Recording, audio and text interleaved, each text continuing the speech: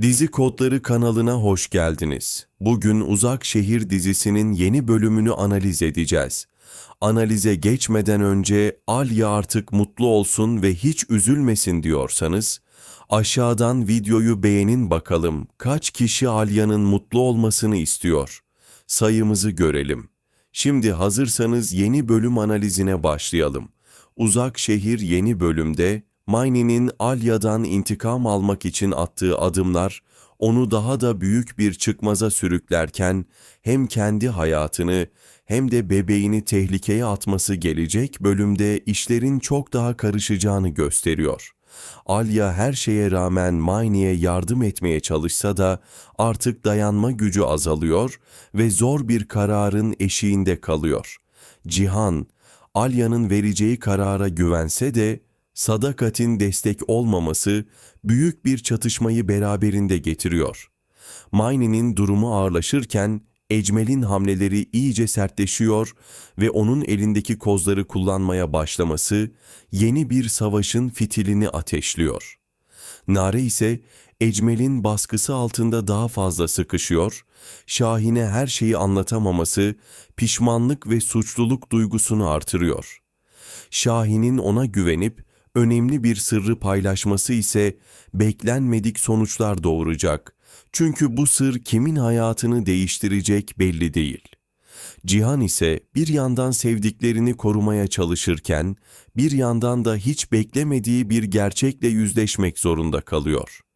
Bu gerçek, onun için hem büyük bir sınav olacak, hem de hayatındaki dengeleri tamamen sarsacak. Tüm bu gelişmeler ışığında, gelecek bölümde karakterlerin sadakatleri, korkuları ve hesaplaşmaları daha keskin bir hal alacak. Her adımda hem kalpler hem de hayatlar büyük bir sınavdan geçecek. Diğer yandan ise Mayne'nin intikam arzusu her geçen gün onu daha karanlık bir noktaya taşırken Alya'nın sabrı tükenmeye başlıyor. Yardım etme isteğiyle hareket eden Alya aslında hem kendi hem de sevdiklerinin hayatını büyük bir yükün içine sokuyor. Cihan'ın ona olan güveni aralarındaki bağı daha da güçlü kılarken sadakatin mesafeli duruşu ileride büyük bir ayrılığın işaretini veriyor. Mine'nin zayıflığı Ecmel'in eline yeni fırsatlar geçiriyor ve bu fırsatlar üzerinden kurduğu oyun herkesin dengesini bozuyor. Nare'nin sustukça büyüyen pişmanlığı ve Şahin'e karşı duyduğu suçluluk aralarındaki güveni zedelemeye başlıyor. Şahin'in verdiği sır ise adeta bir dönüm noktası olacak ve hiç beklenmedik bir şekilde hayatları değiştirecek. Cihan'ın karşısına çıkan yeni gerçek ise onun içindeki korkularla yüzleşmesine neden olacak. Gelecek bölümde alınacak kararlar, yapılan seçimler ve gizlenen sırlar bütün ilişkilerin sınırlarını zorlayacak. Herkesin kalbi hem aşk hem de acıyla sınanacak.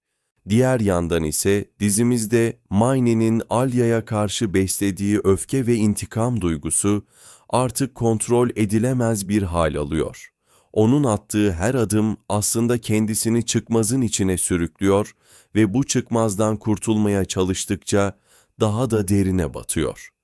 Bebeğini riske atacak kadar gözü kararmış olması, gelecek bölümde hem sağlık hem de vicdan anlamında büyük bir kriz doğuracak. Alya, Mini'ye karşı içindeki kırgınlığa rağmen yardım etme çabasını sürdürüyor fakat bu iyilik onda büyük bir yorgunluk yaratıyor. Alya'nın ağır bir karar vermek zorunda kalması, Cihan'la olan ilişkisine doğrudan yansıyacak. Cihan, her zamanki gibi Alya'ya güveniyor ve onun yanında durmaya devam ediyor.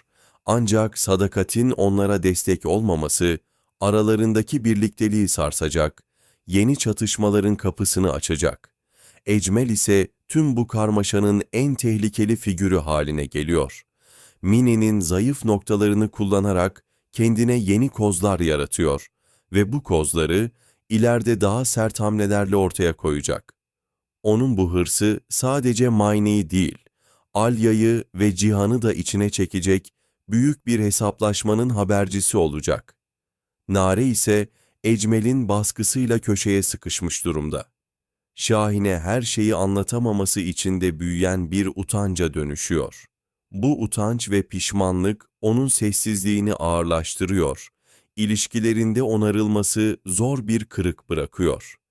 Şahin'in güvenerek paylaştığı sır ise gelecek bölümün en önemli dönüm noktalarından biri olacak.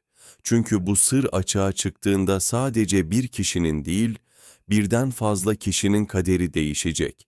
Cihan bütün bu gelişmeler arasında hem sevdiklerini korumak hem de içindeki mücadeleyi sürdürmek zorunda kalıyor. Fakat hiç beklemediği bir gerçekle yüzleşmesi onun dengesini tamamen bozacak.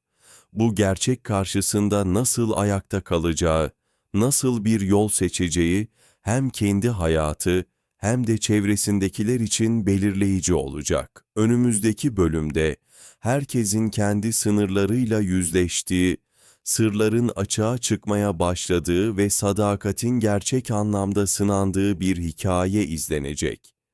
Hiçbir şeyin eskisi gibi olmayacağı, her kararın bir bedel getireceği bir döneme girilecek. Gelecek bölümde yaşanacaklar artık sadece bir hesaplaşma değil, aynı zamanda bir kırılma noktası olacak. Mayne'nin öfkesinin arkasında bastırılmış korkular ve yalnızlık yatıyor. Onun bu karanlık tarafı hem Alya'yı hem de çevresindekileri daha fazla etkilemeye başlayacak. Alya'nın içinde bulunduğu ikilem, vicdanı ile aklı arasında kalmasına neden olacak. Bir yanda yardım etme isteği, diğer yanda kendi mutluluğunu koruma arzusu onu giderek tüketiyor. Cihan'ın Alya'ya olan inancı güçlü görünse de çevresinde gelişen olaylar onun sabrını zorlamaya başlıyor. Sadakatin geri planda kalması Cihan'ın yalnızlık duygusunu artıracak ve bu yalnızlık onu daha sert kararlar almaya itecek. Ecmel'in planları bu kez çok daha karmaşık bir hal alacak. Mayne'yi bir piyon gibi kullanması, hikayeyi bambaşka bir noktaya taşıyacak. Onun açgözlülüğü ve güç hırsı, sadece bir çatışma değil, bir domino etkisi yaratacak ve birçok kişinin hayatına dokunacak. Nare, içine düştüğü sessizlikle aslında en büyük savaşı kendi içinde veriyor. Şahin'e anlatamadığı her şey, aralarındaki güven bağını sessizce kemiriyor. Şahin'in paylaştığı sır, bu güveni ya tamamen yok edecek ya da yeniden inşa edilmesi çok zor bir süreci başlatacak. Cihan'ın karşısına çıkacak beklenmedik gerçek ise tüm dengeleri alt üst edecek. Bu gerçek sadece onun hayatını değil, çevresindeki herkesin yolunu değiştirecek.